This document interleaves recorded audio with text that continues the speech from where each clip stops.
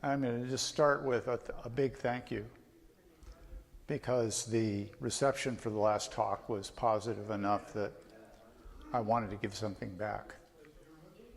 And it was my respect for you as a community and your intelligence and your flexibility and willingness to hear, right, new ideas that motivated me to put some 300 hours into this presentation.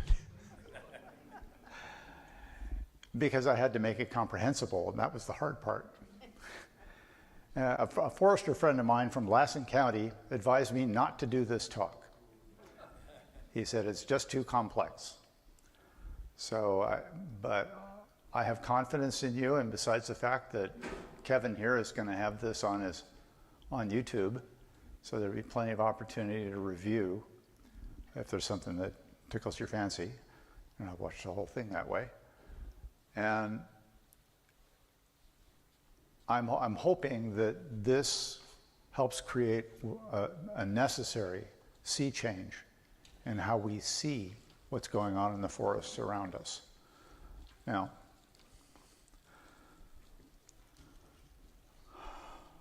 I thought at first that I was going to do a talk about fire. And as you can see, I do burn piles. And they're not your garden variety burn pile.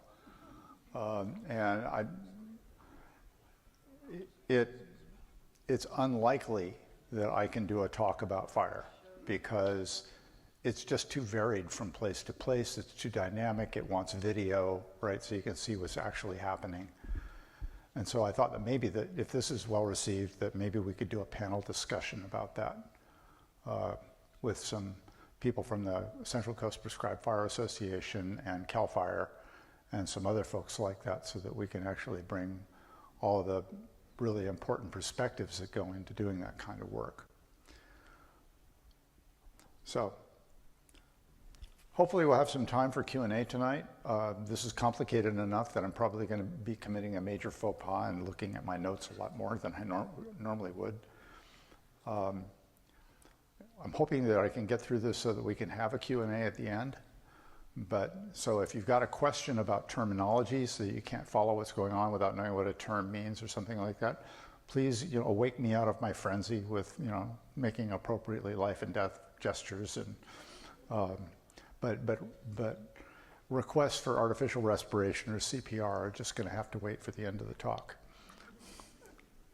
Okay, so tonight I'm going to talk about redwood, and this will go in two parts. The first will go fairly fast to teach the principles, and most of it is going to be focused on what I've learned on our property about how this all works. And the second will apply those ideas more generally and to old growth. So the first thing you should notice here in this photograph is that there isn't very much redwood. Well, there's some old growth trees down, whoops. There's some old growth trees down here at the bottom. I'm having a hard time there it is, right here at the bottom.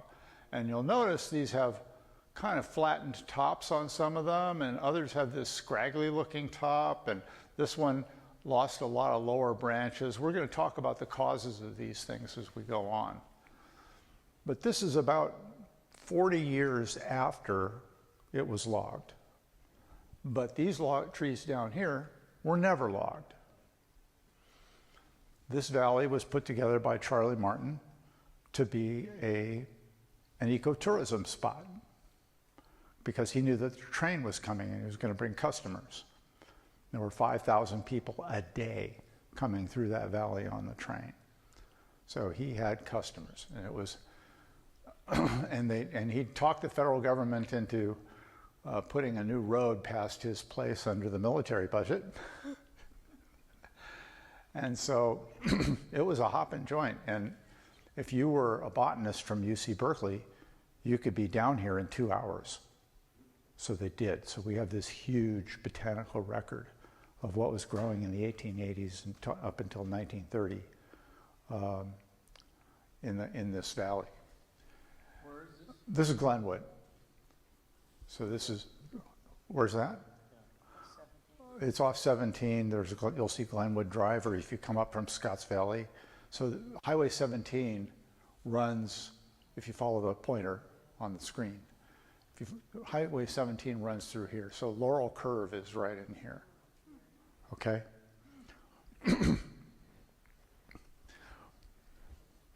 So, but this area does grow big trees. This is the king of the forest, just up Glenwood Drive. It's 18 feet in diameter, and it's 260 feet tall, but at the top, it's 5 feet in diameter where it broke off.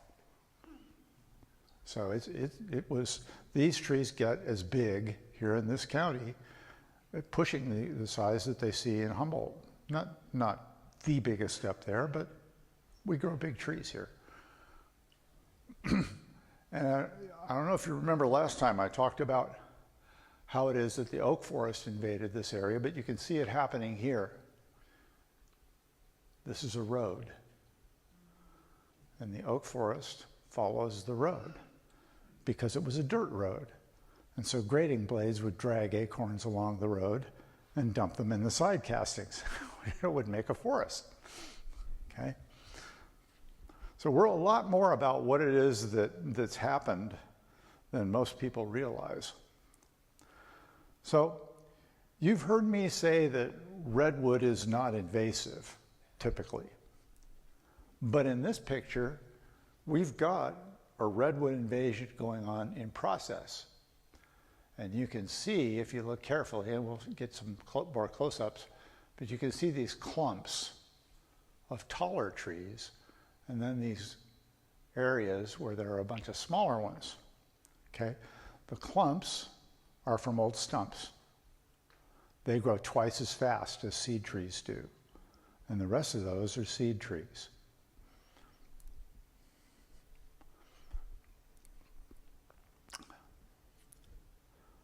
Okay, so we have three classes of trees here. So I've done my best to dig through the picture and sort of give an idea of where these clumps are, all right, and the relative differences in height. And you'll see more about that as we move on. But one of the reasons that this hill in the back is covered with brush and this area here is not is because Charlie Martin ran goats and cows. He had oxen because he had to log trees, and they didn't have bulldozers to drag trees, they had oxen. So this effectively was the gas station for his operations. The animals working on those post-disturbance forbs.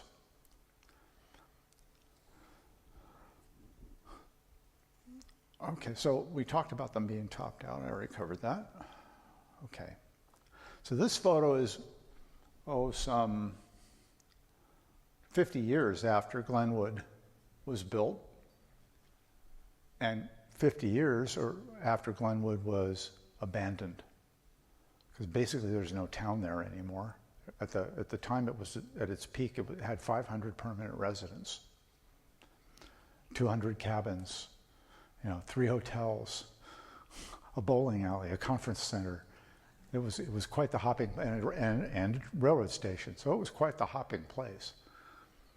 But here you can see what's happened as a result of all these trees. Nobody's doing anything, and we're not grazing it anymore. And what's happening is that the trees are invading the landscape. And this is what it looks like in 2012.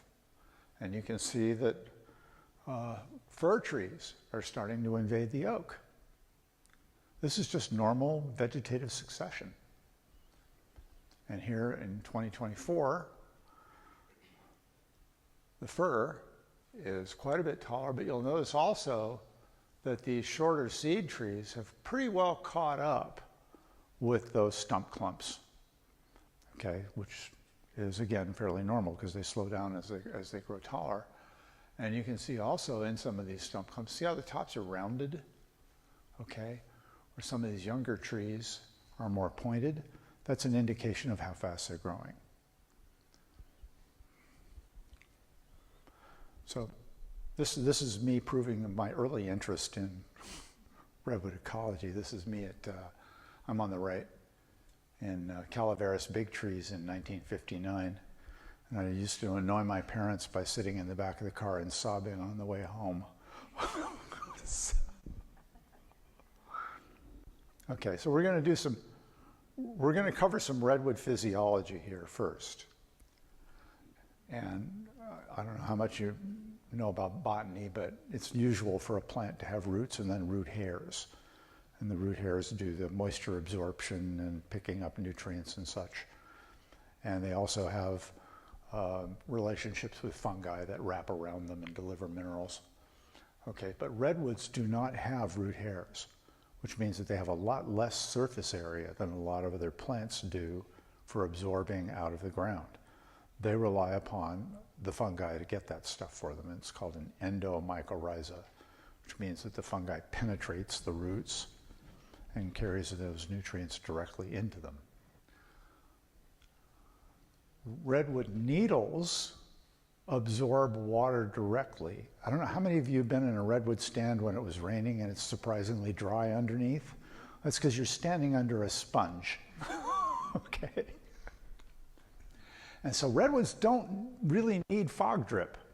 The ground covers do, but the redwoods don't. And in fact, even in the 1950s, the measurements of redwood fog drip production, they were lousy compared to like tan oak or fir trees or whatever else. So this story about redwoods absolutely depending upon fog drip, somebody should tell Todd Dawson at Berkeley that this is just hooey, because he's made a career out of that. Okay, so we've got male and female flowers, and we can see that the cones are small, and a redwood tree, mature redwood tree, makes about 1 million seeds a year. It's huge. So why aren't they taking over if they're making 1 million seeds a year, right? It's crazy. Well, first of all, they're small. And so we've got all this duff on the ground, right, under the trees. And so when the seeds try to germinate, the roots don't make it down to the soil where the moisture is in the summertime. So a lot of them die that way. Only 1% of them are viable in the first place. And they don't keep that viability in more than 5 years. And you don't see, oops, I did it again. You don't see on these seeds, this is typical, not typical of a conifer, because you don't see the wings that you typically see on, like on pine trees and stuff. They don't fly very far. So the rule of thumb for how far a redwood seed will go from the main stem is about equivalent to the height of the tree. Okay? So just to get a sense of how much they're trying to do by seed, right? Okay. So, as a result, redwoods need bare mineral soil. And what's the best condition for creating bare mineral soil? Fire, right? Okay. Otherwise, they just won't do it. And they must have minimal competition. Why? Because all those other plants do have root hairs. And so, if you're talking about who's going to get the summer water, until the redwoods are really tied into that fungal network, which happens later typically, the seedlings drop off and don't do very well. And as a result of it being in a southern climate like ours, longer, hotter, drier summers, they prefer north-facing slopes in this area. And we also know, most of everyone who's ever cut a redwood tree or seen one that was cut, you get 1 billion crown sprouts, right? It's just, you get all these suckers coming up like crazy. So the same thing is true as if you cut a redwood tree down and the log is laying there, or if the tree just drops, sometimes it'll put up new trees from that log. So their riggers are really good at vegetative propagation. But what they're not good at is tolerating hard freezing. Okay, so if we look at the Little Ice Age, this period in yellow here on the, there it is. This period right here in yellow on the right, that went from 1350 to 1850.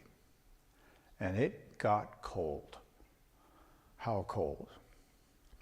Well, in 1602, when Sebastian Vizcaino came to California.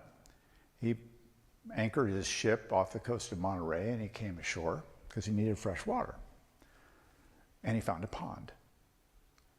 But damn, he couldn't get water out of the pond because the ice was a hand's breadth thick. Well, that's cold. That pond was only 300 feet from the Pacific Ocean. Like, that's insane. In 1769, when the Portola expedition was coming through California for the first time,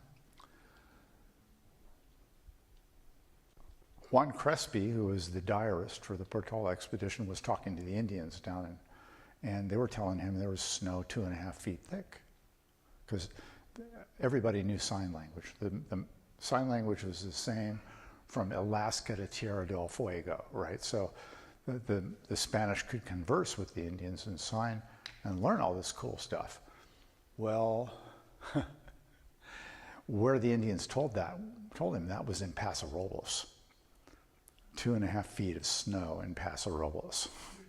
Okay. When Miguel Costanzo was sailing down the coast in 1769 in support of the Portola expedition in the packet San Carlos, he reported snow on the coastal mountains and hills all the way from Point Conception to San Diego Bay when he arrived in the 1st of May. It was colder. Okay, so this was obviously way different, and Redwood took it in the sheets for this. We know that the stands get bigger, bigger, bigger, and they just cut off right here at the California border, more or less, right? Has anybody wondered about that? Like, why? Well, it turns out that there's been a stand of redwood in Puget Sound, off Puget Sound in Washington now for 40 years. And they're outgrowing everything else around them. Okay. I think that there was redwood, oops, did it again. There was redwood from Monterey all the way up the coast until the Little Ice Age. And those trees were killed by hard freezing. And there are a lot of forestry academics, and I've talked with some of them, and they thought that stuff that was in the creeks, the logs that were buried, were red cedar.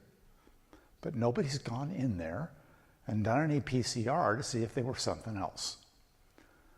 And so I'm hazarding a guess that before the Little Ice Age, that the redwood coverage of the coast was almost continuous all the way up to Washington.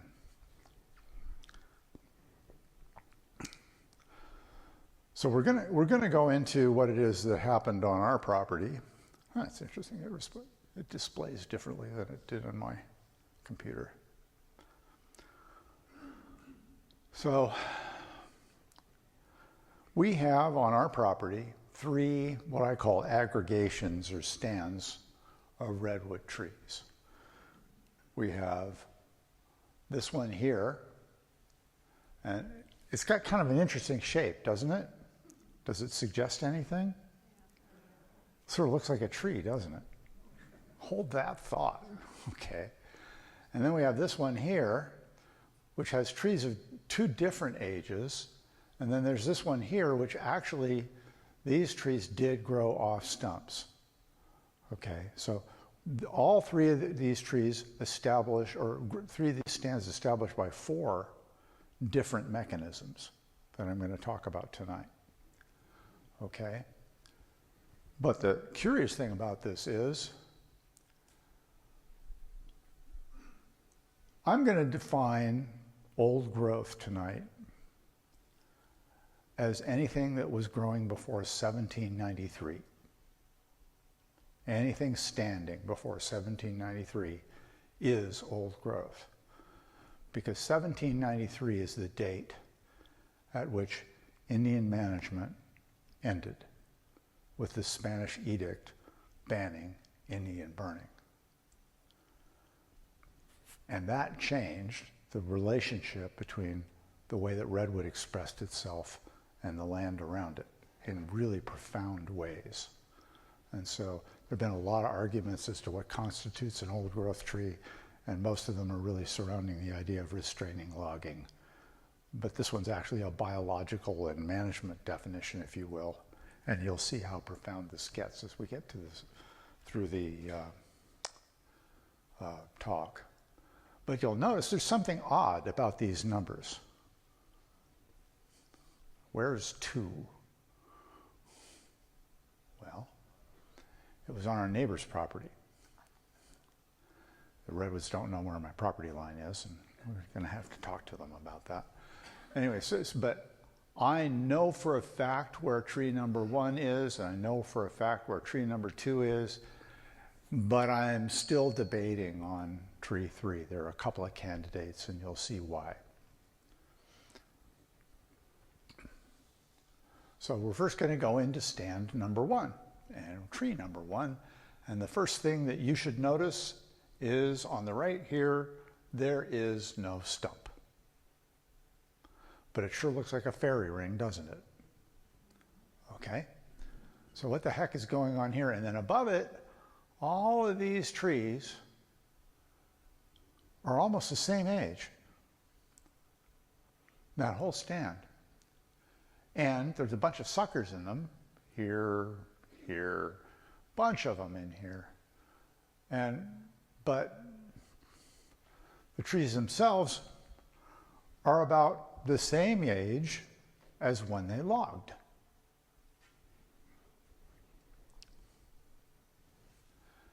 And the first thing I knew, because of my childhood in Humboldt and Muir Woods and all the rest of that stuff, was that the redwood stand is too dense for its own good. So this is me climbing my first tree, and I didn't know anything about what happens when you cut off the top. Okay. But, you get this ride, wooka wooka wooka on top of the thing, because every equal and opposite, the top goes that way and the stem goes this way, and once it launches the top off the top, you get a ride. And so what you don't see with this picture is obviously the expletives that are emerging from my mouth. But yeah, so I did this though to reduce the damage to the other trees by the way I was dropping them. I didn't really know at that time how fast they put out new branches and rebalance and all the rest of that stuff. So I was operating on a false premise, but I did learn something really important up there. See, the reason I cut this particular tree is because it had like a whole bunch of tops coming out of just that spot. So it had a funky top on it, and I knew that it was never going to grow big or be, a righteous old growth tree someday. And so I went ahead and cut it there, and I found out that the trunk was hollow. It was rotten down the middle. Now I want you to think about what it's like to climb 80 feet up a tree and then cut it off the top and then find out that it's rotten inside while you're getting that weird ride up there. It's really quite the realization. So I went ahead and I took all the suckers, and this is 25 years ago, 25 years after I did that job, and you can see in here there are wads of sprouts wherever one of those suckers was, but there's still nothing alive on the ground. I wouldn't call this a righteous redwood forest without ground covers in it. And I did take one of these larger trees out, and that was quite a job, and again cut the suckers, and again got a bunch of crown sprouts wherever I did that. And then on the top end of that stand, I thinned it out about 25, I took out about 25% of the stems for purposes of just making it less of a fire hazard for a crown fire to continue through it. And you can see, oops, did it again. What I got was a ton of crown sprouts. A carpet of them, and I would cut them and cut them and cut them, and they keep coming. And sometimes when you go in there and do that, You got the old ones that were hollow, and there's a deep pocket down there, so yellow jackets like to take up residence in there. Okay, so this is stand 1 in 1931, and the reason I'm resorting to this particular picture is because you can really see the difference between these crown sprouts in height and these seed trees up here. And you can see that this is obviously a fairy ring here. Oops. But this is too, but that's not a fairy ring off an old growth stump. That's a fairy ring off of trees that were taken down in 1890 that started after the Spanish burn ban. So you can go ahead and do analysis on the picture and get the relative height out of it. It's kind of fun from the lengths of shadows. And we've got this cool shape. So here's what I think happened. This is a LiDAR image, which gives you the shape of the contours on the land. And this slope is nice and even. So I think what they did was dropped it up this slope, and it crunched all the branches on the bottom side when it hit the ground, but they dropped it up that way so that it wouldn't break. And they lopped off all the branches, they rolled the logs into the drainage, and they sucked the logs out with oxen. And they waited until next summer, and those branches matured cones on them, and they dropped seed, and the guys came in and had their slash fire. Okay? And gave it bare mineral soil. So this is how you get a forest. It's moving uphill, right? This is redwood invading a new landscape where it never had been.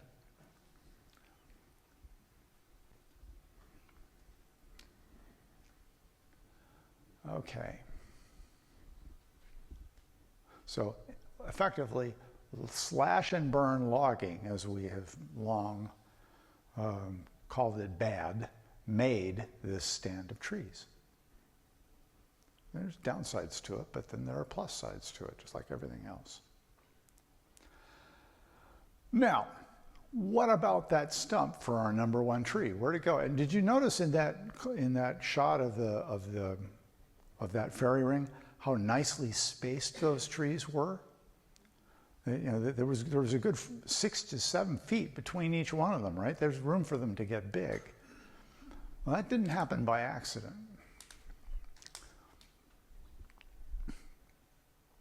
And just below that clump, the stream channel returns to this incised stream channel. It's like a V shape, right? Where the stream has been cutting out soil and the sides falling, slowly working in. But above that clump, it's almost flat across. And that goes back up for about 70 feet within that draw, okay? And you gotta wonder what happened here. Well, I've seen this before because I did some logging. And I had cleaned out a clump, and I'd tried to redirect the stream through the clump because I figured that the root bed would be better than going around the clump where it was incising a channel, where it was cutting and undermining the trees. I didn't want them undermining trees because I don't want them to fall down. So I went ahead and I dug out the stump. I want you to think of what that's like with a Pulaski and a shovel, moving 10 yards of dirt and all those roots. And I redirected the stream between these 2 trees. And I didn't take into account, scientist that I am, that there were going to be a ton of crown sprouts, and there were so bloody many that they captured branches and other trash and slowly made a filter. And I recently went in there trying to cut this stuff out, and I ruined a chainsaw bar so fast it would blow your mind because there was so much dirt in all this stuff, right? So that's how that happened. So basically what this means is that the number one stump was a good 8 to 10 feet underneath all this dirt. But why would I get such a nice spacing? That doesn't explain that part of it, does it? Okay. Well, this is an old growth stump that was logged down in Glenwood, and you don't see trees coming right out of that stump, do you? And that's because they burned the hell out of it and killed all the buds that were on the stump itself. Okay, so this is yet another benefit to good old slash and burn logging, right? It made trees that were growing much straighter, okay? And that's going to make better lumber because you don't have all the stress in the wood from dealing with being off balance like that, supporting all that weight. Because what happens when they take that log to the mill and they saw it, the log curls like a potato chip. And you don't want that, obviously, if you're going to buy lumber. So there's a reason to do this, or there's a reason to burn the heck out of stumps after you do a logging job, and to start with seed trees, because you might want that slower growth to get finer grain. Because when we grow off of those stumps, we get those half-inch rings, and that's not very good material in a lot of ways, right? So you get better lumber if you actually do something about the stump.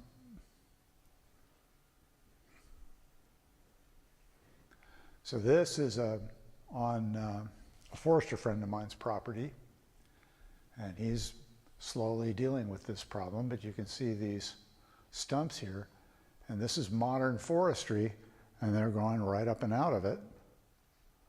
Okay, so I didn't cut them low enough.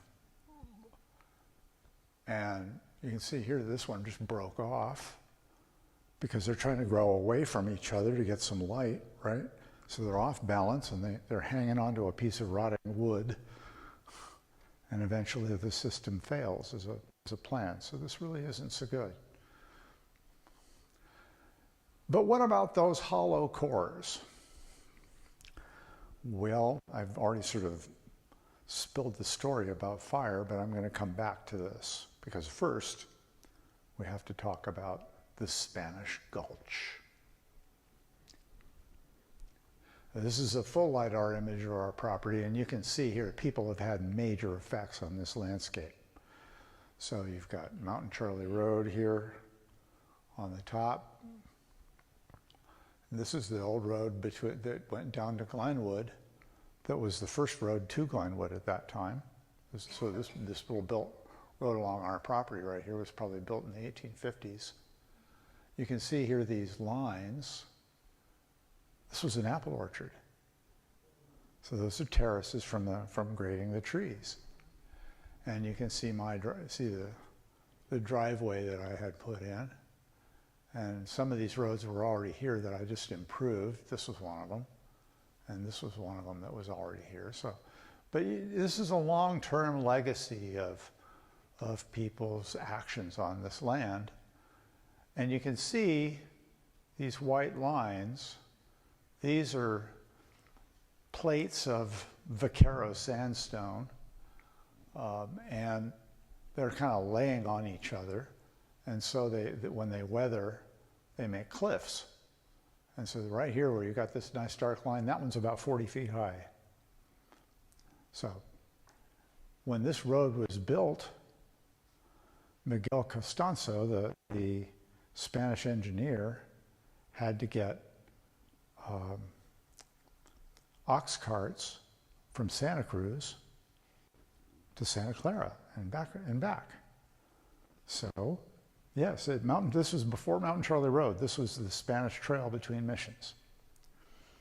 And so what he did was he had to get around this corner. Well, he was equipped with 500 Indians, and they were equipped with sticks and baskets. And so he didn't have much in the way of dirt moving equipment as a result of that, right? Because this is pretty brutal, okay? And what you can also see at the ends of each of these plates, this nice round cone of alluvium, okay, wearing off the harder material. It's all sediment. There's one around here and another one here, because each of these are harder chunks of rock. But here on the hardest one, look at this. It should be rounded, but it's not.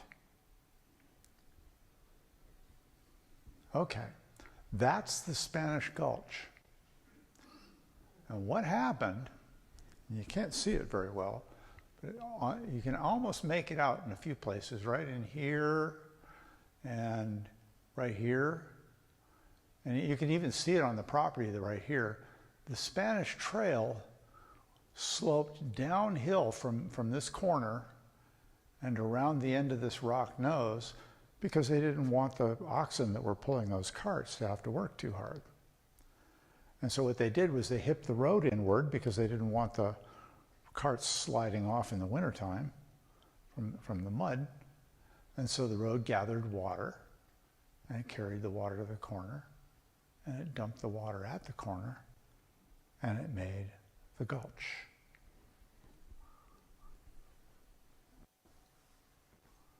So there's the original head wall, and this is the line of where the road went. What's a head wall? A head wall, it keeps sliding from up there.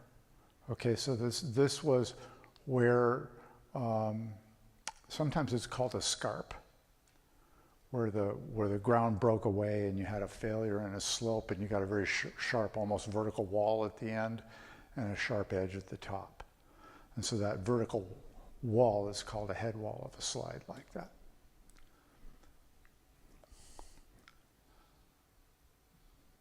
And so you're in the Spanish Gulch, and this orange line,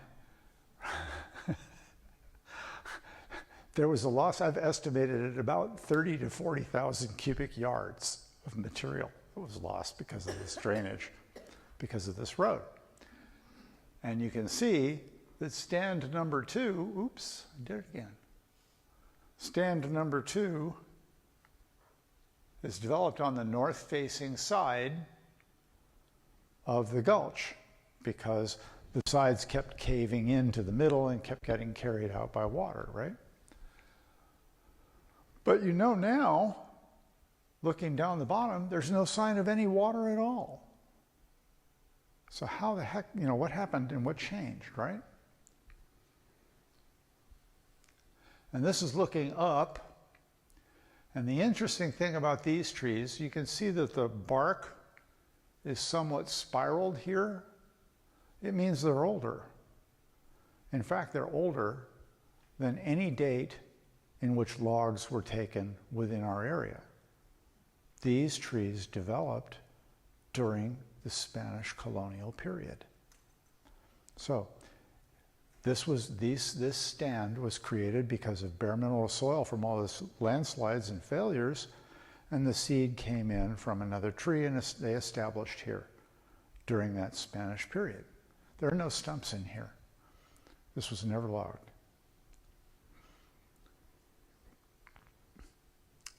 Okay, now, but it's continuing to erode. And why? Vegetation management, or not. Oops. Look at my notes.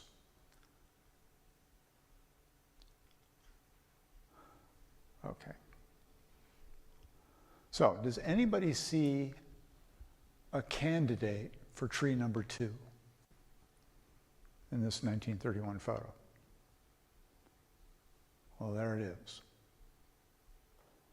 right over there on the left. And it's only 160 feet level or slightly downhill from tree number 2 to this, and it's 240 feet uphill from tree number 1. So it's less likely that the seed came from tree number 1. And the storms from the time of year, which is typically in December when redwoods let their seed loose, storms are coming in from off the ocean and blowing the seed toward the north. We get south winds. Okay, but then we have this other, so these trees up here were made from tree number 2. These groups down here are probably from seed that was carried down in landslides and dumped further down. And this one here is definitely the case, because the trees down here are only 70 to 90 years old now.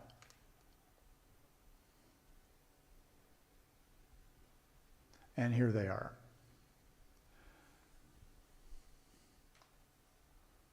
And you can see, I'm very proud of this. All this sedge in here makes a terrific root bed, very erosion resistant, very well behaved in a fire, and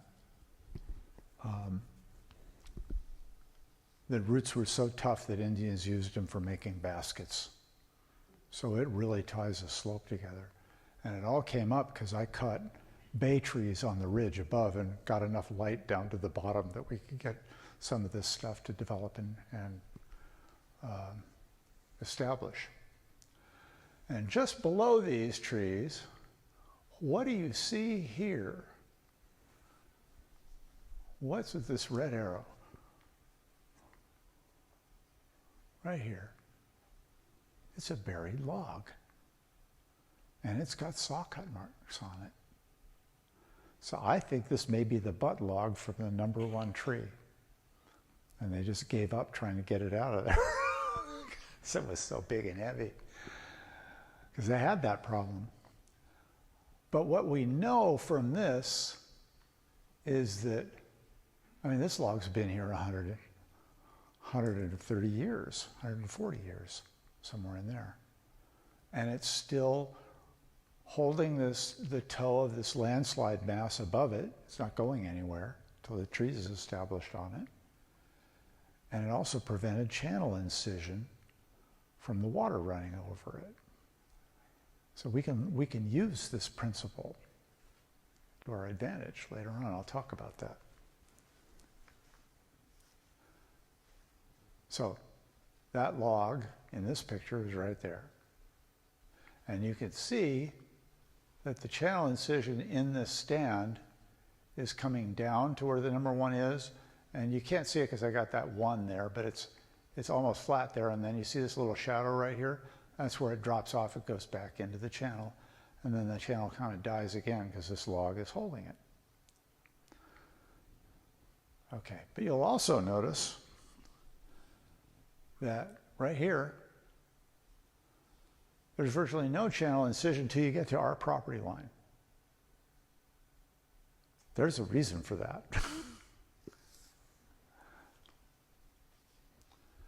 Okay.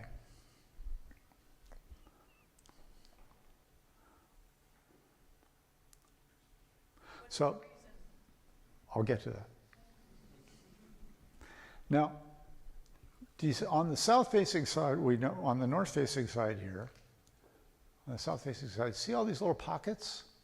One here, one here, one here. There's a lot of them. But you'll notice there are none here where those redwoods are. This is called pit and mound erosion. It's called by trees that fall down. Most of these were probably madrones because they lean out on a slope a lot more than oaks do, and their root masses are a little tougher, and so when they go down, they take a pretty good sized hunk of dirt. So the one thing you don't want, where this road is crossing the top of the gulch, and this slope is damn near vertical. What you don't want is trees growing out of this falling down and undermining the county road. So somebody needs to go in there and literally hang from a rope cutting trees. That would be me. I do need help. If somebody wants to manage the rope, I'd really like that. But you see in this image that there are also these two, but does this mean that if you plant redwoods, you won't get pit and mound erosion? And the answer is no. It means that when pit redwoods go down, they take a bigger hunk. So here's one, and here's another. You remember where I had those numbers 3? Well, guess what? We'll get there. Okay. So, there was a fire in 1941, and does anybody here know of Margaret Koch? Payne? You're Steve Payne? Yeah. Okay. Knows of Margaret Koch. She was a historian for the Santa Cruz Sentinel for a lot of years. She was our next door neighbor. So she told me that there had been a fire through here in 1941. And if she said that, I will take it as gospel. So this is being 1931. I've got, and from what it is that's growing there now, I've got a good idea what the fuels were at that time. Okay? And there's an important thing that's going on where you see that yellow X that we're going to talk about with respect to all of these hollow stems. And that's where that is. And this is the LiDAR. And all these orange arrows are my estimates of the direction of the fire draft. Okay?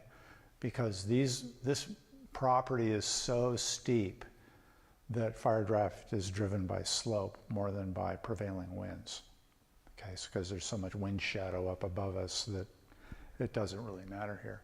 And these red arrows up here at the top, I'm guessing that the county and Ed Finn started backfires down the slope to stop it, because he had the orchard up here above it with no fuel to speak of to form a fire break. And over here, I think he was grazing his horse over here. That was his gas station. So, this was the tree where that X is. And this top blew out, fortunately for me, for this talk, last year. And you can see what was the tree when this fire happened. And I would bet that you would not want any of this wood as lumber. Okay.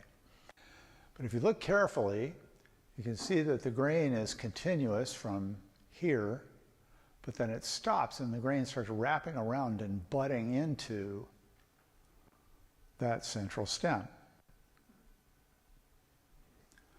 Now this is from the CZU fire, and you can see up on here and here that the regrowth is all coming out the back side. This is indicating which direction got cooked, right? Or more, and which did not. And needless to say, these trees are so stretched they're putting a ton of crown sprouts out on the ground.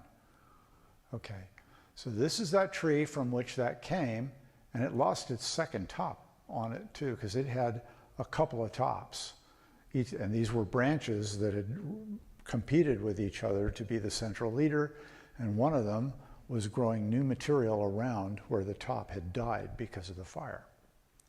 That's why you see that effect in that cut piece of wood.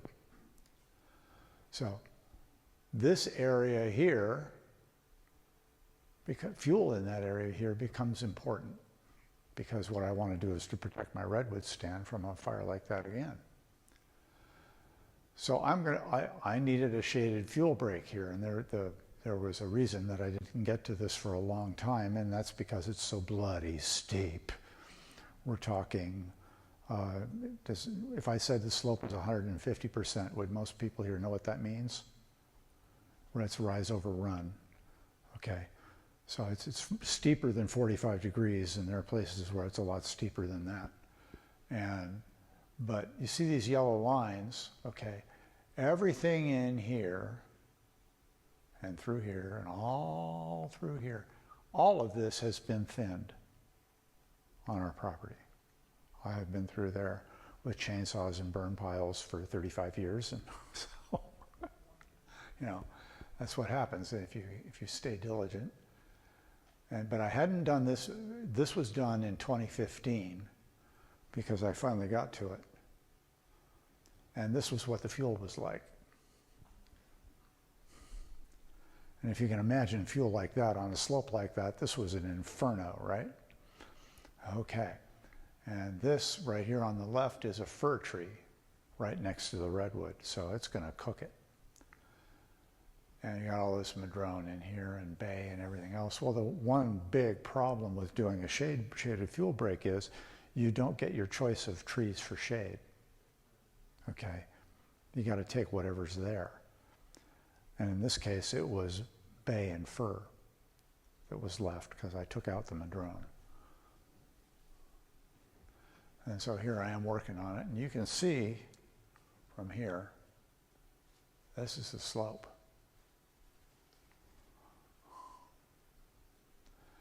And this was one of the trees that was on that slope. And that stump is almost 30-inch. So this is a monster. And if you cut a tree like this, you can die from what's called a barber chair. And what that is that as you're cutting it, it slaps a piece of material back at you and it can kill you. So you really have to have a powerful saw that cuts really fast and get most of the knock out of it, and then cut out the middle of it and leave this strap and pray it doesn't let go, and then part it really quick before it can actually develop any momentum. But I did. I succeeded. I didn't die. And that tells you something about the wall of the Spanish Gulch, doesn't it? Okay, so cutting that up was all kinds of fun. Nobody wants a log like this. Nobody's going to cable it out for you. Nobody's going to do any of that stuff, right? Because it's junk. Okay. It had lots of branches in it, lots of big knots, and stress up the kazoo. If anybody had milled that, then the curl might have hurt him, you know. So this was just no good. And most of the madrone, a lot of the madrone, I yarded out the top, but then the rest of it I ran down the bottom and put it in the gully to slow water down. And so what you see here, these logs are probably, say, 12 to 16 inches and, you know, maybe 8 feet long, something like that. And you roll them down the hill and push and slide on your butt a lot and get them down there, right? So there's my shaded fuel break, right here. This being 10 years ago, it doesn't look so good anymore. But you can still see that I've got all of these crown sprouts in here that I need to deal with. We'll talk about later. Okay. So the fuel situation at the gulch are still nasty, but worse than that, there's one area that I haven't thinned at all. That's right up here, and this is right below Mountain Charlie Road. So somebody needs to do this in order to assure a safer evacuation route, right? Because you can't have a chimney coming right up the underside of the road. That would be bad. But the problem that I have is that the guy who owns the property across the road is dumping weeds on me almost constantly. So if I take down all that stuff, then somebody's got to weed that awful slope. And you're looking at a 70-year-old man who has to deal with the rest of his property too. So these are the reasons that I haven't got to this yet. And so the gulch itself, I'm trying to balance the amount of shade that's left to be enough for me to start some maple in there. Okay, because the maple has lower fuel value and it's deciduous and keep more of a ground cover growing because of the light on the ground in the wintertime. And so I'm thinking it's a better shaded fuel break tree than fir and bay. Bay burns like gasoline all year long, right? So you don't want that.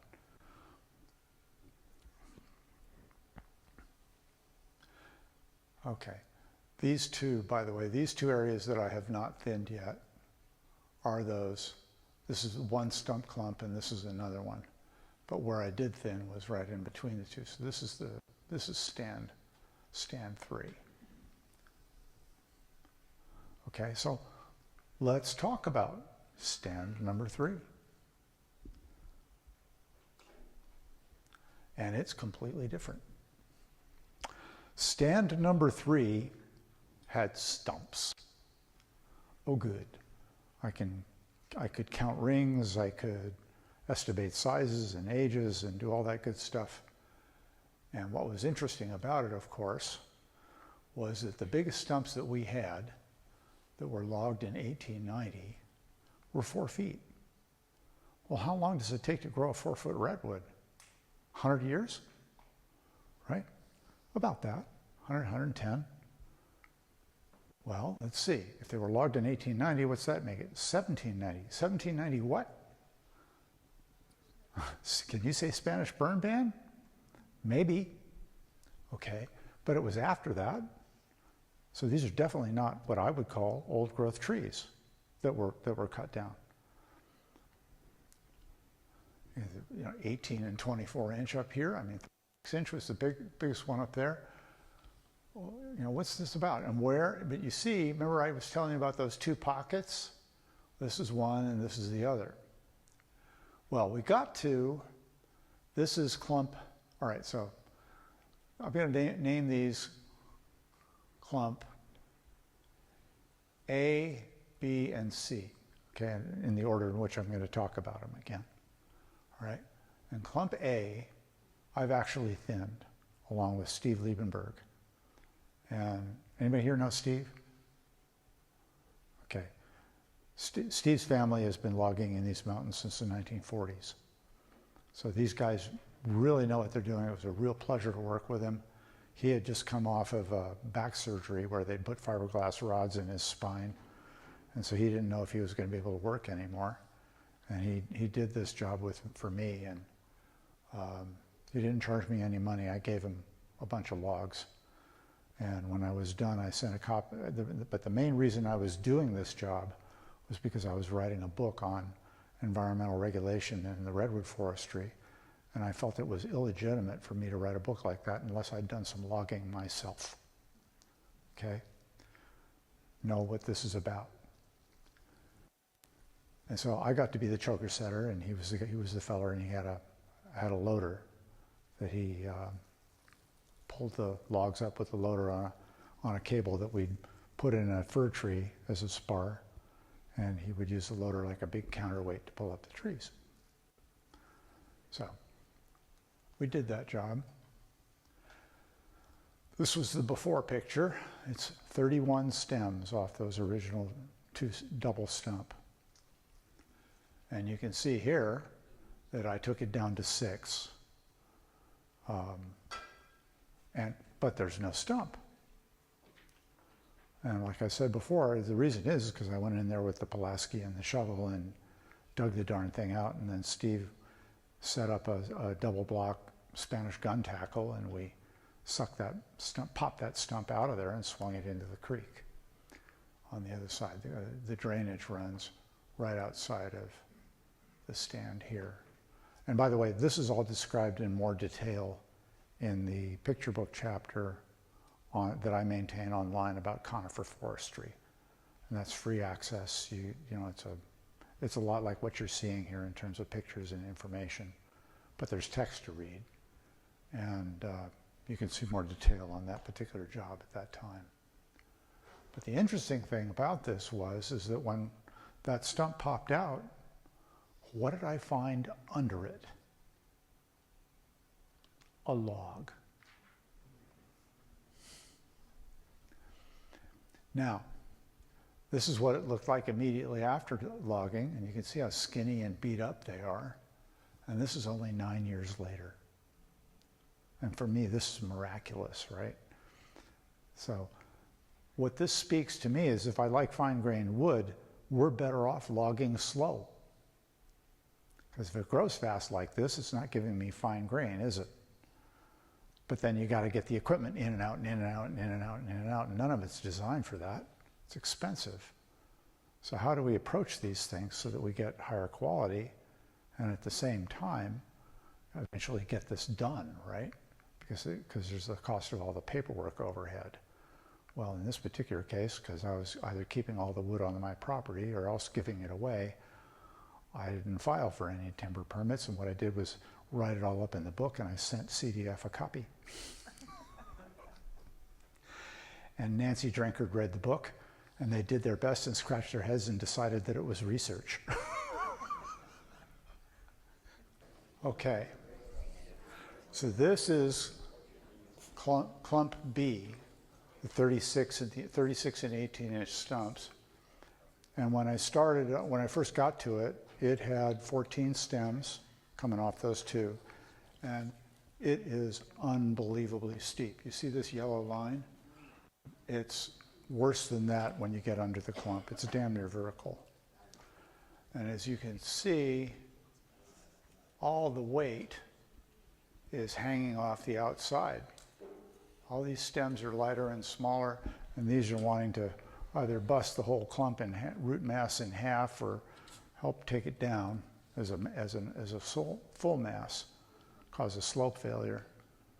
Either way, it's bad. And this is from the other side. And again, you can see how steep this is. It's about 150% to get down there. My forester didn't want to mark it, so he let me do that. And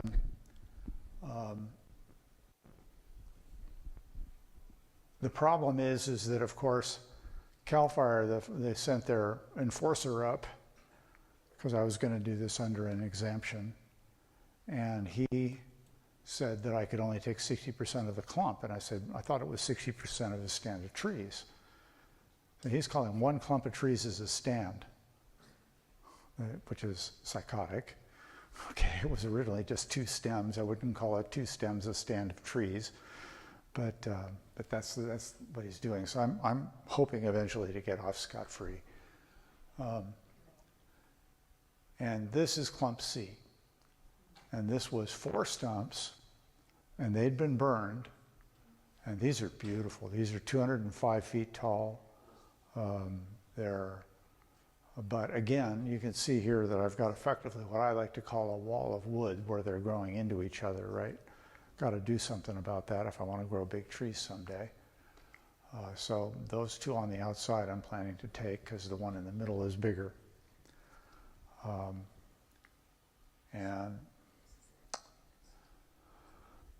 But this is stump C from up above, and that was originally 33 stems on the 4 stumps.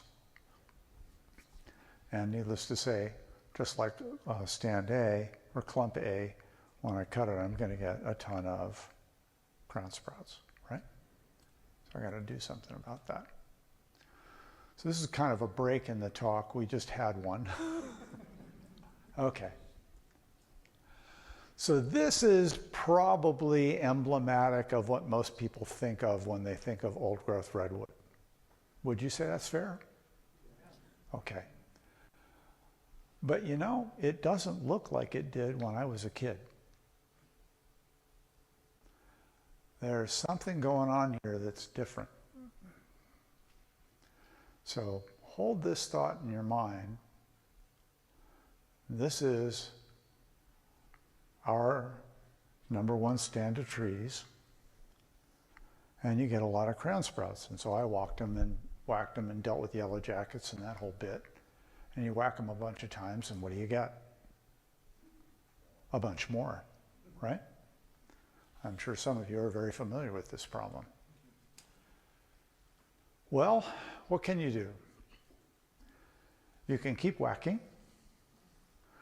You can make a fence, because the goats don't like it, but if you feed them, lock them in there, basically, they'll eat them. You can burn it, but you know, that's got its limits. I mean, we can't all be burning up here the amount that would need to be done.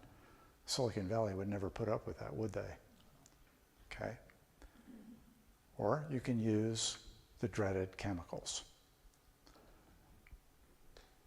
This is at the Brookdale Lodge. They whack these all the time, and you can see this nice green hue. Those are all redwood sprouts coming up. And even where they have asphalt, they come up through the asphalt. They're freaking indestructible.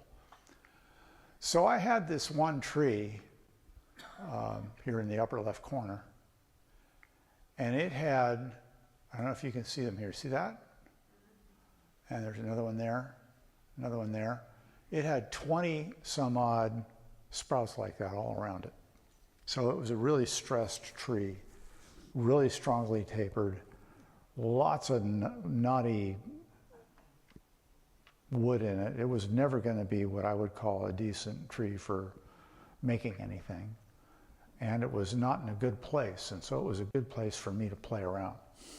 Good tree to beat up on and see how things work, right? So I went ahead and did that and treated these stubs with 25% glyphosate, because that's the only thing that works. And you can see on this also, here in the upper left, it's got two big suckers coming out of it also. One was 20 inches and the other was about 18. All right. And what the results were was that I saw a few browning tips on the tree, and the next year it was gone. There was no discernible effect at all. So I was feeling pretty brave, right? When you do something like that, you go, okay, well, let's try something else.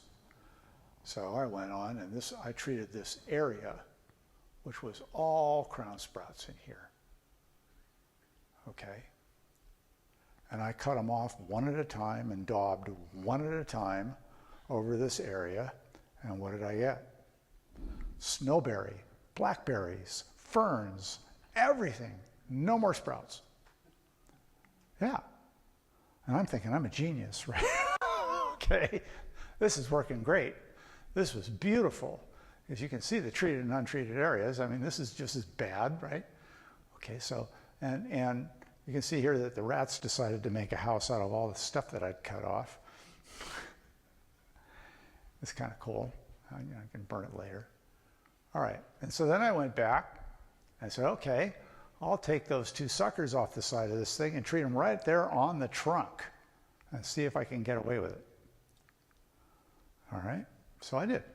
And this one I treated on the outside only, on the theory, because I'd done this a few times on other stems growing off of stumps that were smaller. On the theory that the grain leads away from the central trunk, and so that will give it a chance to dilute and do all that stuff before it gets sucked back up into the tree. And on this side, I was fooling around also with what I call a crown cut, which is cut in such a way that maybe the wound wood will come and wrap back over it and heal that insult to the tree there. So I shaped it kind of rounded like the shade of a buttress root. And I treated it on one side. So there was grain that was going into the trunk, and I was going to see if that was going to be worse. Kind of wild and crazy here, right? Well, I was an R&D engineer. I get to do stuff like this, right? Destructive testing, all kinds of cool things, right? Anyway, so you can see here's the tree 2 years later, almost. I'd say it's more like 18 months. And it's thinning. It dropped a lot of needles. It was pretty ugly for a while. But you can see almost all the branches have some growth on them, right? So there's a good chance this tree is going to recover. And this was a major hit on it. So I was thinking, yeah, well, then I should try and see if I can deal with other problems I got, because you can see here around this tree, this is where I cut off big suckers, these clusters of sprouts, clumps of sprouts, or effectively stump clumps, right, from those suckers that I took off in the 90s and kept whacking away at them, right? But after seeing what I didn't want to treat all of these right away right next to this tree, so I thought I would do a bigger area a little further away with some suckers in it to see what would happen, because I've been told that the roots will graft from tree to tree, that all kinds of things will happen, and we don't know what that's like, right? So I went ahead and got brave again, and I went ahead and cut off those calluses, and this thing on the left is a wand off a backpack sprayer for doing this kind of stuff, and I made the dauber head on it out of PVC, and from a from a wand that was designed for daubing, but it was too drippy and too big and wasn't right for what it was that I was doing, and so I had to modify it. That's what machine shops are for. Okay, so what did I get? I did about 2,000 square feet of sprouts, which is pretty big in my book. And what you see here is Stachys rigida var aegigoides. Yeah, I do that. It's a type of hedge nettle, is the common name.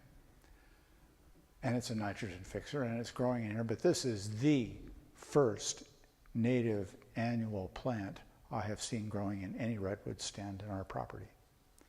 So in terms of getting biodiversity to do its thing, this was a big win. So what happened up above? Well, that isn't so pretty. Okay. Now, I have some things to say about this, because this is not a desirable outcome from my standpoint, right?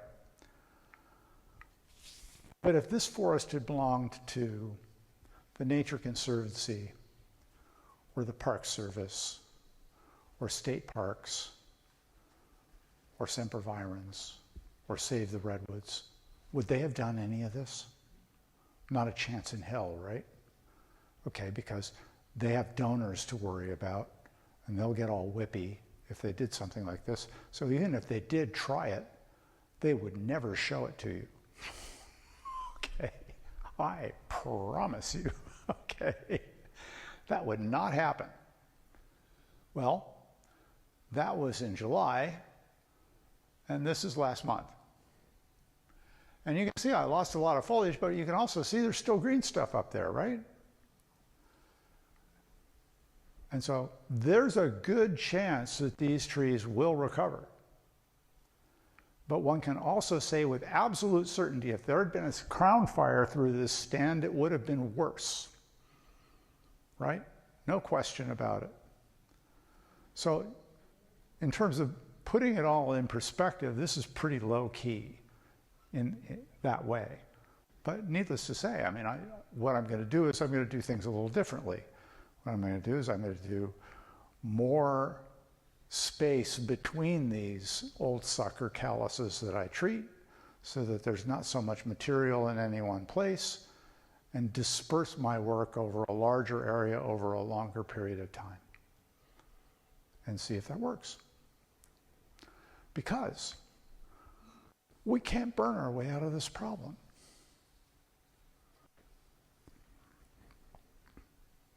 Okay. So what's my goal? It's to develop old growth stand structure and to get a log every once in a while to make cool things. Okay? So that I've got a forest that's getting better all the time, and I've got biodiversity going, and it's beautiful and all that good stuff, and I get this wonderful material every once in a while. So I'm hoping, so if you look here, I've gone into this picture and I've marked it with these red trees, if you will, as to where I think the old growth trees were in this stand. Okay, I really poured through this image and I'm trying to estimate it. And as you can see, there's reasonable spacing between them. Let's say 40, 50 feet. Well, guess what it is in Redwood National Park? 50 feet. Their average stand density for old growth trees, old growth stands, is 15 trees per acre. That's it. We are so far from that. It's just psycho, right? Okay. And you can see in here all these stems from all these seed trees. And needless to say, as of now, we have a furnace that'll carry a fire into that stand, and we have more of these seed trees that are now bigger and they're crowding each other. And I will submit that this will be an absolute catastrophe to the type of forest that I think anybody would want to see as a result of a fire. Never mind any house that might be in there, right? That would be an inferno. Okay. So let's talk about what happened. This is San Vicente Creek, just outside of Davenport. This is the famous railroad trestle there. And you can see that they logged the hell out of it. Okay? Well, my first question for you in terms of thinking about this is, what do you think the original stand spacing was? Well, I've gone into this photo like crazy and I've marked the heck out of it. Anything that looked like it might be a stump, I marked it. So there are probably more arrows than there actually were trees. But where you get closer to the foreground, I had more certainty about that. You can see that the spacing is about 40, 50 feet. But my next question for you is there anything different about the stand that was logged at the time that they logged it? Were those the same as the old growth conditions before 1793? The answer's not at all. Okay, so what do we see here? What's peculiar about it? You see these standing trees, right? And they're all skinny, and they're all small, and they're all about the same age. Well, I mean, white guys had nothing to do with that. This all happened before, this is 1918 when this was logged. What happened here? You see this one on the right? Does that look sort of like a stump clump almost? Those are suckers. They're all suckers.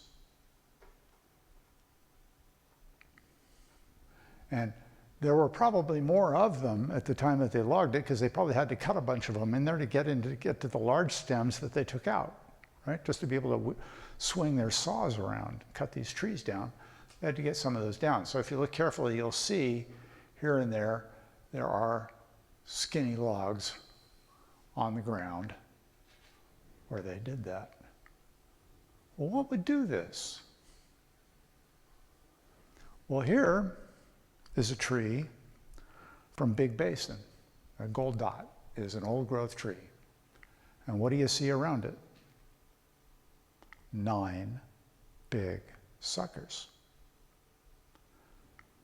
Are any of these suckers older than 1793? Not a one of them's over 30 inch. So I submit to you that the stand structure now is radically different than what Native Americans maintained over those thousands of years. Okay.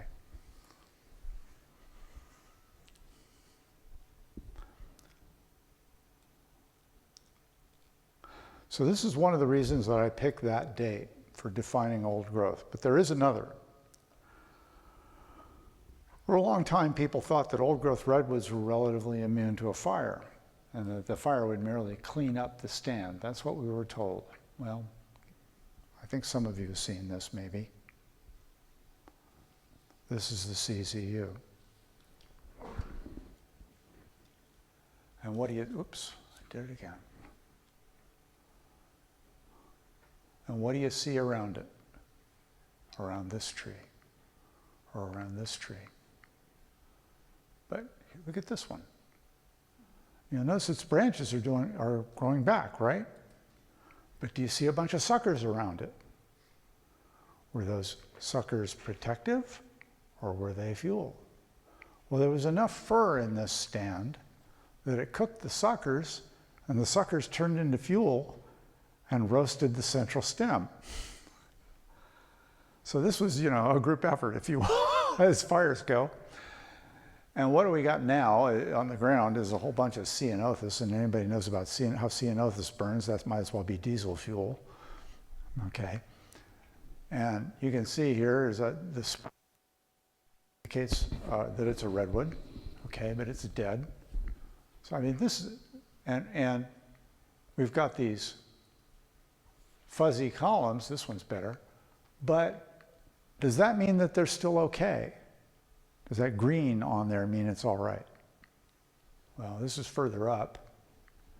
And look on this stem right here, or here, or here.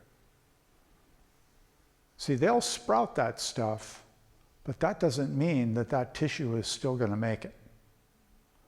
Okay? A lot of these trees are going to die back from the top.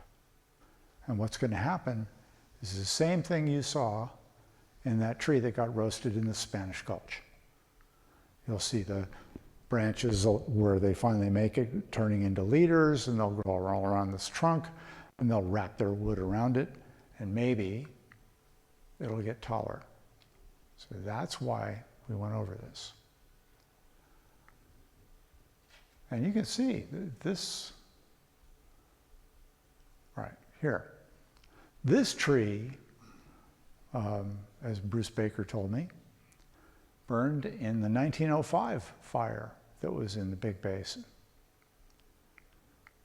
And what do you see? Well, look at that. It's got a rotten core. Why did they cut it? Well, because it was laying across the road. They had to. Okay? And it had broken off the top of a tree, right? Because that hollow core means it's not as strong as it otherwise should be, right? And so this tree failed. Now I want you to look at these carefully, and you'll see some that the fuzz grows up and the top is gone, but some of the tops were so far above the burning mass that they stayed intact, right? Okay, and you see that here too, where the trunk got really roasted and the top not so much. Well, I'll give you another example of this. This is along Mountain Charlie Road where we live. And this tree has a name, it's Cordy. And Cordy is 10 feet 5 inches in diameter. And this is all most people ever see of Cordy. They never look at the top of the tree. They just drive by and they see this old growth tree and they say, look how cool this is. This is an old growth tree. Nobody should ever touch it. Right? Well, just up the road a little, down the road a little bit, we have another old growth tree there. And this is the top on it right here. This thing is barely alive. And further above that, this is that tree right there, but going up the slope above the road, all of these redwoods here, it's hard to see, but they have multiple tops, and they're all growing out of defect areas that are all on the plane of this line. Like they all got their tops roasted the same way in a hellacious burn across the top. This was a crown fire. And this is below the road. Again, these were never logged. Right by Mountain Charlie Road. Why were they never logged? Because when the loggers came in, they saw these fried tops and they knew that they were likely rotten down the middle and they weren't going to bring any money. Okay, so they left them. But if you look carefully, again, you can see that this one has multiple stems coming out of here. This one here, it's got a bigger stem and it suddenly gets smaller, right? And it's all on this same angled line.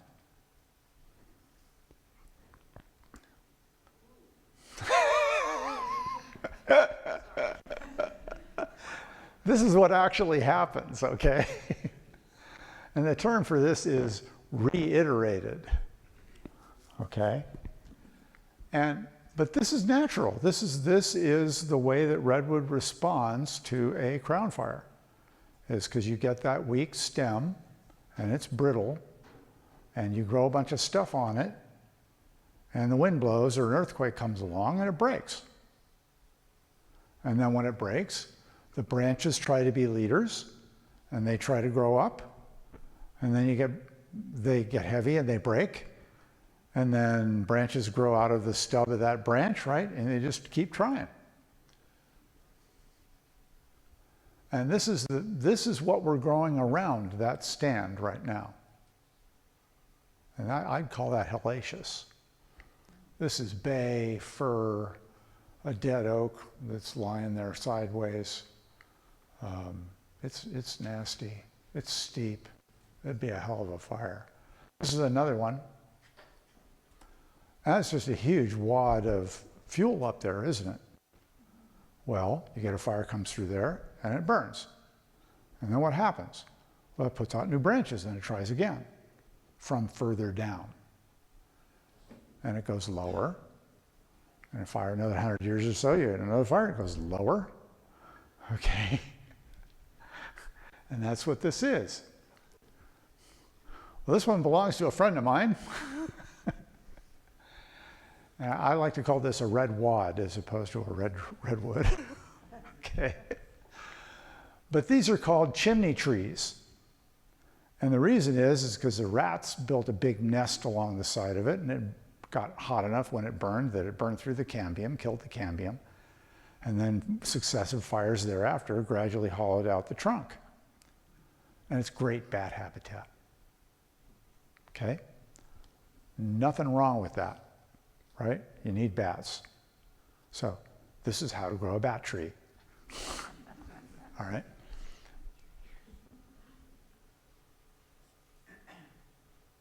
So now we come back to these, and we suddenly start to recognize what's going on, don't we? Okay?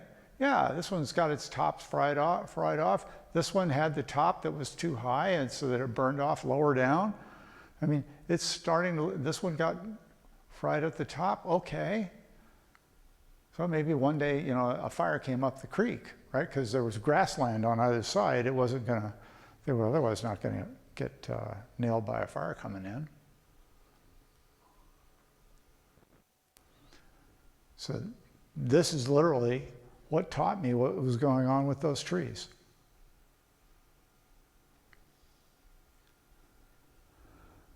So this is, again, I think this is still Redwood National Park. Does anybody see suckers in this image? Lots of them, right? How about this? All the people come to these parks see are these two monsters, right? They don't even think about what's around them or why, because they came to see the great old growth trees. And so what I'm saying is this is how myth modifies how people recognize what they're looking at. And it's really important to get out of that in order to realize what our responsibilities are to something like this. So you can see right here, right on the side, I mean, there's a sucker growing right out of the side of this thing with some ferns below it or something. Okay, another stand. We're doing this all over to old growth redwood.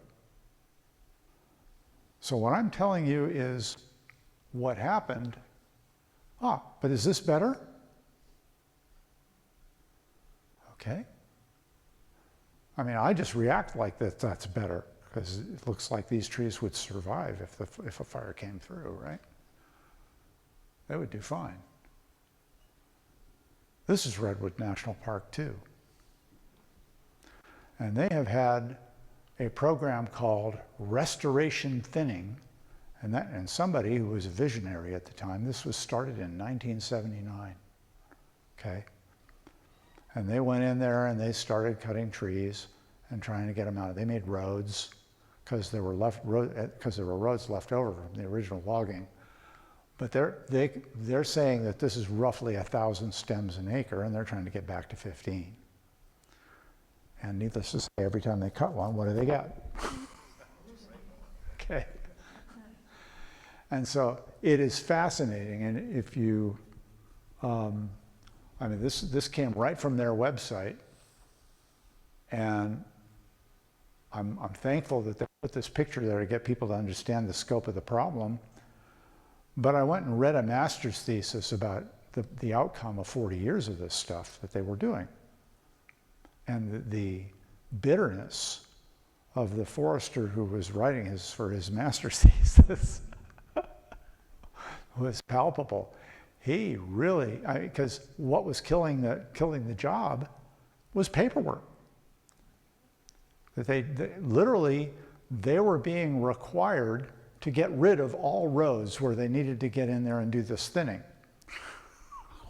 Okay.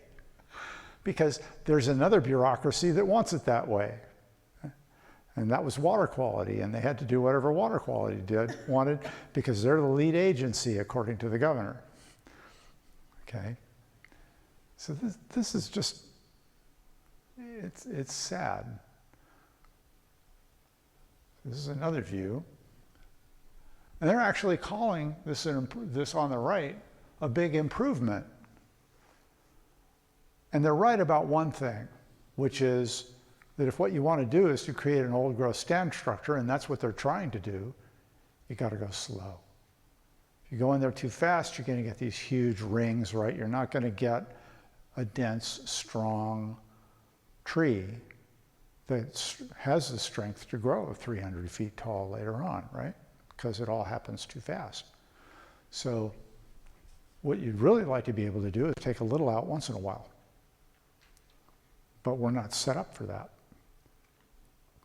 And there's no way we could do it under the current structure of paperwork. So this is again from that website. There's the before on the left. This is after on the right. If you were doing a really good job, would the picture on the right be the one that you would use? He's covering up half of the image almost. Why would you do that? Well, I bet I know what's beyond that trunk. There's a whole bunch of ground sprouts coming up, and they didn't want to show that to you.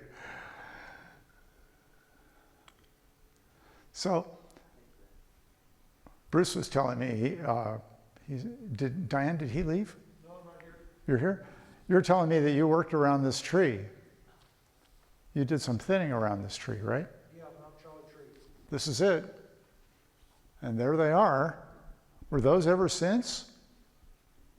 We didn't do a clear cut, we did a select. Uh-huh. So, and I wasn't the forester, I was just a tree cutter. So Right. I didn't understand the science as much as I'd like the paycheck. Uh-huh. They paint the trees blue and I cut. Got it. Well, I would say this is a situation that's not ideal for the king of the forest. He's got way too many vassals. We had to follow Cal Fire bylaw. I don't doubt it for a minute. So after 240 years of fire suppression, what do we do with a tree like this? Does somebody go in and cut off those suckers one at a time, three at a time? It's an old growth tree. You don't want to kill it. How do you do that? Who's developing that knowledge? Who could? We could. Okay? If they let us. And it means that we need a different governing mentality about this kind of thing. Because the way things are structured now, if you want a timber harvest permit, it's going to cost you $60,000. And you got to sell a lot of logs in order to pay $60,000 worth of paperwork, right? So this just doesn't work. And you've got all this duff on the bottom. Has anybody ever dug that stuff out before here? It's full of branches. It's not pleasant. Around my stand number 3, that pile was 5 feet deep of just nothing but fuel. And so I took a big steel chainsaw to it and just diced it up and spread it out, and it rotted down, and it was better, right? But normally you'd have to pay somebody for that. It's expensive.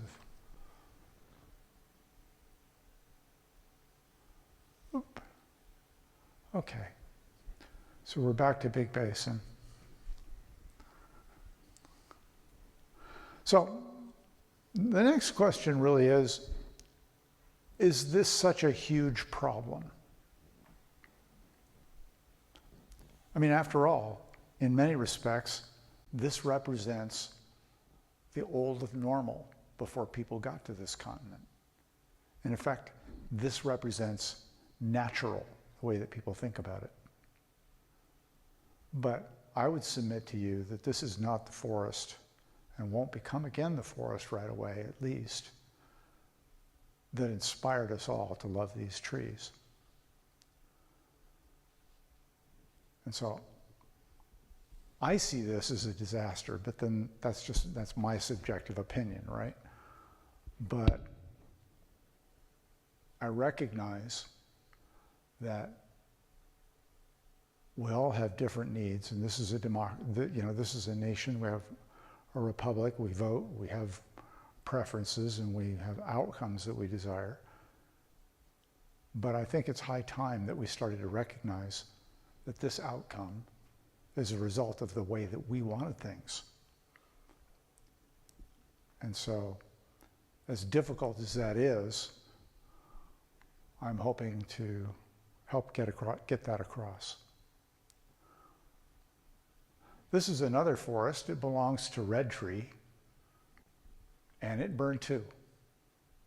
You see all the charring on these stems? But it's hardly a disaster. Belongs to the Holmes family. They're one of the biggest timber operations in the state. Okay, but it has lousy biodiversity in the stand. There's nothing alive to speak of on the ground. He's just growing trees to make lumber, and he's growing them fast. So it's going to make junky lumber, at least in my book. Okay. So, but what he's got is he did something different than we did somewhere else, right? So he's got information. What he doesn't do is share that information. He doesn't tell us how he did and what he did and why in order to get this outcome. And so what I'm saying is that ultimately when it comes to overall designing systems for managing trees, what you want is people trying different things and then telling each other what they learned. Because that's how we learn, okay, scientifically. So this is also Big Basin, and it didn't burn, obviously. But I think you now understand why I hate going to parks. Because when I see this tree, I feel a sense of outrage at the collective unconsciousness that governs the way that it is. But I also think in terms of, well, who's going to do anything about it, right? And who's going to be allowed to do anything about it? Sure as hell the state parks would be terrified at the prospect of being told to go in there and do anything about this stuff. Now they are getting better at bringing fire back into these stands, and they are doing experiments with that, but they're doing that under ideal conditions. And so it's really not removing a lot of the fuel that they need to get out of there. But so they're having these fires, and they're congratulating themselves that they've reduced the fire hazard, and they have. But they really haven't gone nearly as far with the process as I think they need to, because they're not. I think part of it is that they don't want to admit that all of these stems around here are a terrible threat, because they've been in charge of that for a long, long time. And they've been telling people not to touch stuff, right? And I really think that there's a social dynamic here at work that's perpetuating this situation, and we need to think about it. But in the meantime, while we think about it, the forest isn't going to wait for us. The ceanothus will keep getting bigger, and then it'll start to get decadent. And decadent ceanothus burns like a bomb, okay? And it's not good for biodiversity. It's allelopathic. And so what do? So you got to try different things to see, and we've got to be tolerant for that. And I think that one of the things that's really going to help is to recognize that all the other people that we're talking to about these things and dealing with it love these trees as much as we do. Okay? If we start there, I think there's a space in which we can start to develop some tolerance for people trying stuff. Like what? Well, here's our buried log. And it's right there. And we've got this channel incision that just stops at the property line when I was logging clump A. Well, this is why. I cut up the tops of those trees, which wasn't as good a material for me to use, and I lined the creek bed with it. This would get you about a $50,000 fine from CAL FIRE if you did this, okay, on a commercial job. This was not a commercial job, so there was no fine. Okay? I just did this on my own nickel just for the hell of it, right? Well, what was I doing? So you can see the ones on this side. Those are to prevent scouring along the edges, and then there are these, and they're kind of triangulated in here, right? So they're kind of locking each other in place, and the idea is to get the water flow to kind of meander back and forth and drop sediment. And as you can see, there's quite a bit in here, and this is only 6 years after the job that we did. And this is only 6 years after the job we did. This is your before and after. And so it was incised. I brought up the bottom of this channel 2 to 4 feet. Looks good, doesn't it? See, they're not all fried tops and stuff. And now I get to make beautiful things. I like this table. And I was making this one. Big timbers. Isn't this cool? Man, nice tight grain stuff. What a pleasure to work with. I made this kitchen. I made those garden beds. Whatever I could do with 3x8 clear redwood. Good grief, right? Oh my God, that's worth a lot of money. But yeah, that's what I did. And this is channel incision, and this is what the greenies call recruitment. I gave it a fancy name, so that what ended up happening was that the county moved a culvert, and the flow went right through the redwood stand, and the tree, it just scoured out that channel, and the trees fell into it and bridged it. And so the water keeps running underneath it, and it keeps incising a channel, and it keeps getting worse. Okay? So I submit to you that this doesn't work. But this is the current fantasy. Okay, here's another one. This tree, probably only 100 years old. And you can see on the pavement on the right, they have to keep repaving it because the roots keep heaving the asphalt. But also, if you had a fire and you wanted to get a lowboy up the hill, would you have trouble getting it around that thing? Okay.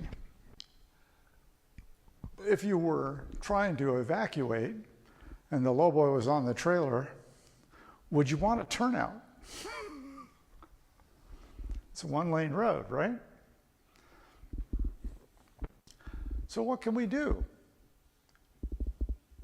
Well, we could cut that tree and lay it against a couple of trunks and pile dirt against it to make a turnout and let it settle for 20 years or whatever. Pack it in a little bit maybe, and we'd have turnouts.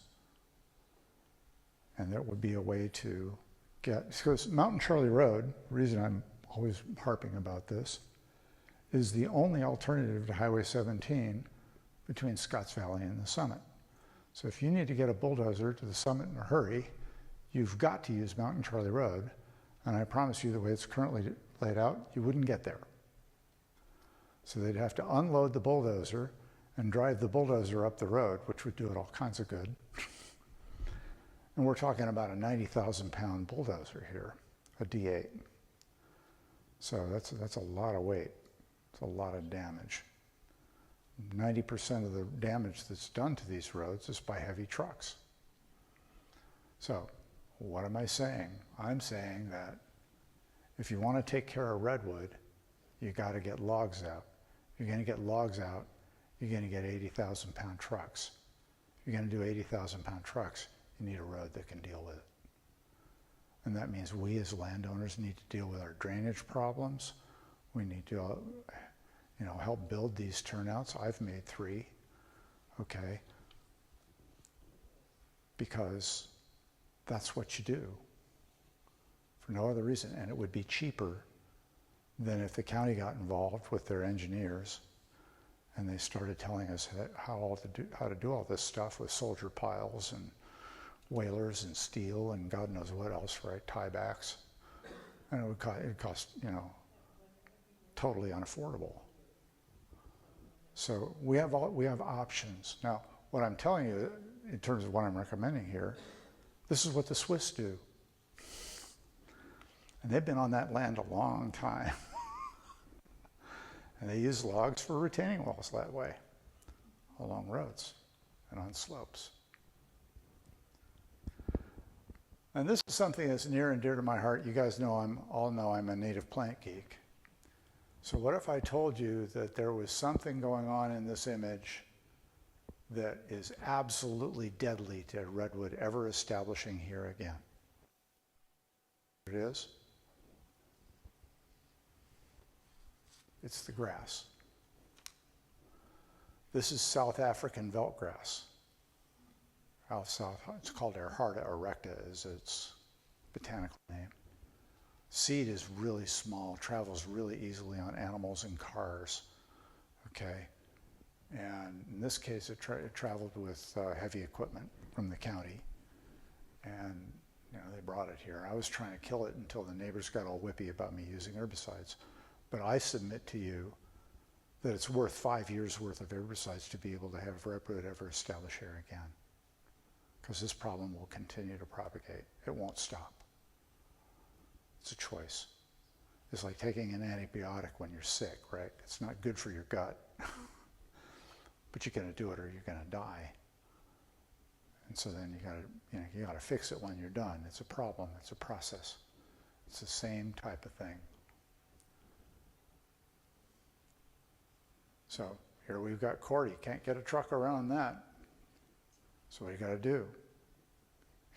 You either take Cordy down or you got to build a bridge. And bridges ain't cheap. A bridge across this gulch would be pushing $1 million.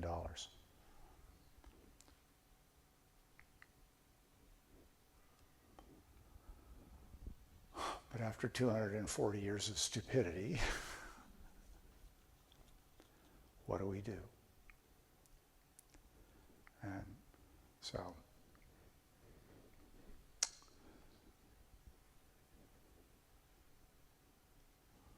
but these principles are important to me.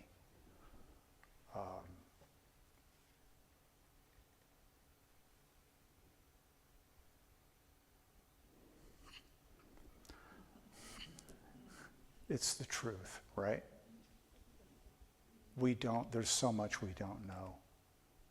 Isn't it cool? I mean, if you wanted something to make your life a worthy occupation, among other things, adding to knowledge and finding these things, isn't that a gas? So this is one of the cool things about being human and being alive and in love with the land.